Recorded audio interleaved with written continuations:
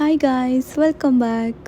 So ఈరోజైతే master chef లాగా చనా మసాలా చేద్దాం అనుకున్నా, బట్ పప్పులో కాలేసా, కర్రీ చేదుగా అయిపోయింది. ఎందుకనేది వీడియో లాస్ట్ వరకు చూస్తే మీకు తెలుస్తుంది. సో చనా కర్రీకి అయితే నైట్ అంతా చనా నానబెట్టుకొని అందులో మసాలాస్ వేసి 3 విజిల్స్ పెట్టేసేయాలి.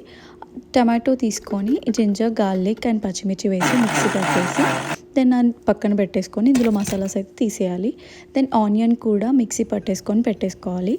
దెన్ నేనైతే ఈ రెసిపీకి నెయ్యి వాడుతున్నాను. నెయ్యిలో జీరా అండ్ ఆనియన్ పేస్ట్ వేసేసి బాగా వేపుకొని అందులో మసాలాస్ వేసేసుకోవాలి. దెన్ అది మంచిగా అయిన తర్వాత టమాటో పేస్ట్ కూడా వేసేసుకోవాలి. మసాలా అంతా ఇలా బాగా మగ్గాలి, ఆయిల్ పైకి వచ్చే వరకు దాన్ని చేసుకుంటూ ఉండాలి. దెన్ నేనైతే కొన్ని చనా తీసుకొని మిక్సీ పట్టాను, సో దట్ గ్రేవీ స్మూత్గా ఉంటుందని చెప్పేసి. అండ్ దెన్ కొంచెం కసూరి మేతి వేసుకొని లాస్ట్లో అలా జింజర్ పీసెస్ వేసుకున్నాను. టేస్ట్ బాగుంటుంది. చేదుగా ఎందుకైందో తెలియదు కానీ కొంచెం బెల్లం వేస్తే సెట్ అయిపోయింది. మీరందరూ ఏం చేస్తారు? కమెంట్ చేయండి.